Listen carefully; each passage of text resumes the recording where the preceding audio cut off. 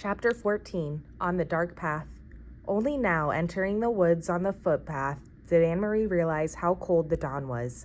She had watched and helped earlier as the others donned sweaters, jackets, and coats, and she had peered into the night, following them with her eyes as they moved silently off, bulky in their garments, blankets in their arms. But she wore only a light sweater over her cotton dress. Though the October day later would be warmed by sunlight, now it was gray, chilly, and damp. She shivered. The path curved, and she could no longer look behind her and see the clearing with the farmhouse outlined against the pale sky and the lightning meadow beyond. Now there were only the dark woods ahead. Underfoot, the path, latticed with thick roots hidden under the fallen leaves, was invisible. She felt her way with her feet, trying not to stumble.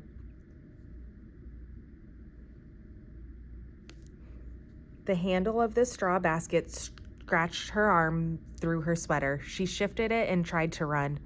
She thought of a story she had often told to Kirsty as they cuddled in the bed at night.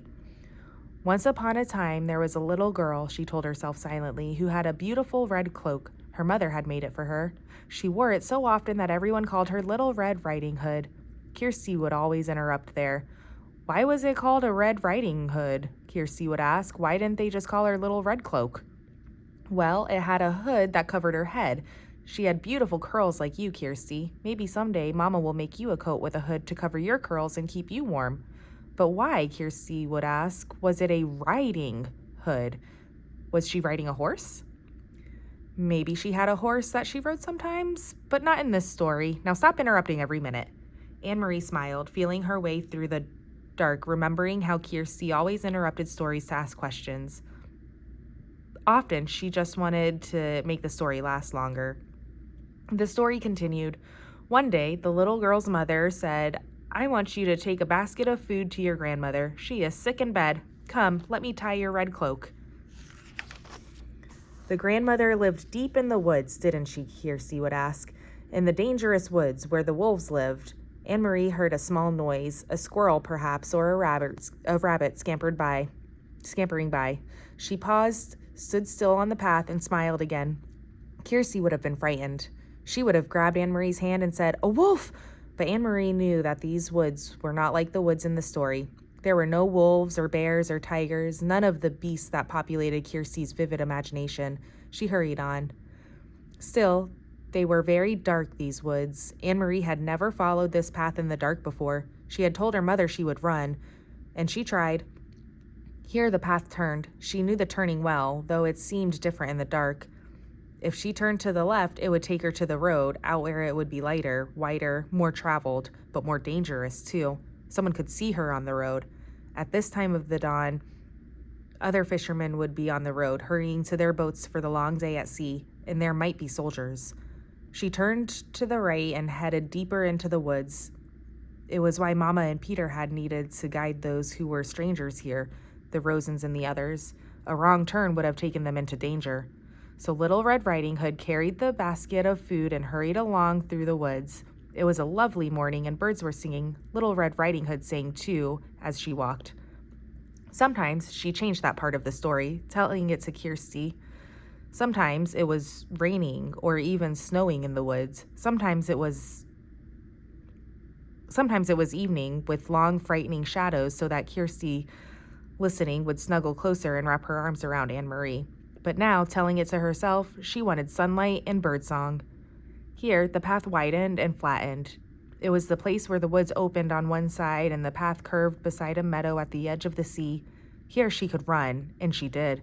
Here, in daylight, there would be cows in the meadow, and on summer afternoons, Anne-Marie would always stop by the fence and hold out handfuls of grass, which the curious cows would take with their rough tongues.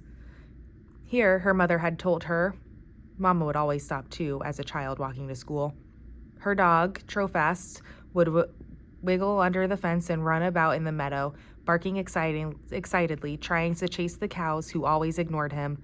The meadow was empty now and colorless in the half-light. She could hear the churning sea beyond and see the wash of daylight to the east over Sweden. She ran as fast as she could, searching with her eyes for the place ahead where the path would re-enter the woods in its final segment, which led to town. Here. The bushes were overgrown and it was difficult to see the path here. But she found the entrance, beside the high blueberry bushes. How often she had stopped here in the late summer to pick a handful of the sweet berries. Her hands and mouth would be blue afterwards. Mama always laughed when she came home.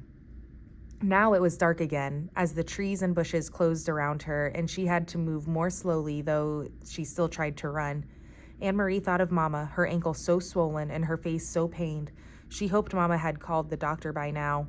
The local doctor was an old man, brusque and businesslike, though with kind eyes. He had come to the farmhouse several times during the summers of the past, his battered car noisy on the dirt road. He had come once when Kiersey, a tiny baby then, had been sick and wailing with an earache. And he had come when Lisa had spilled hot grease cooking breakfast and burned her hand.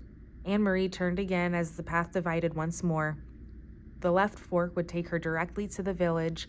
It was the way they had come from the train, and the way Mama had walked to school as a girl. But Anne-Marie turned to the right, heading now toward the harbor side, where the fishing boats lay at anchor. She had often come this way before, too, sometimes at the end of the afternoon to pick out the Ingeborg, Uncle Henrik's boat, from the many returning, and to watch him and his helpers unload the day's catch of slippery, shimmering herring still flopping in their containers. Even now, with the boats in the harbor ahead, empty of fish, preparing to leave for the day's fishing, she could smell the oily, salty scent of herring, which always remained in the air here. It wasn't far now, and it was getting lighter. She ran almost as fast as she had run at school in the Friday foot races, almost as fast as she had run down the Copenhagen sidewalk on the day the soldier had stopped her with his call of "Halt!" Anne-Marie continued the story in her head. Suddenly, as Little Red Riding Hood walked through the woods, she heard a noise. She heard a rustling in the bushes. "A wolf," Kiersey would always say, shivering with fearful delight. "I know it's going to be the wolf."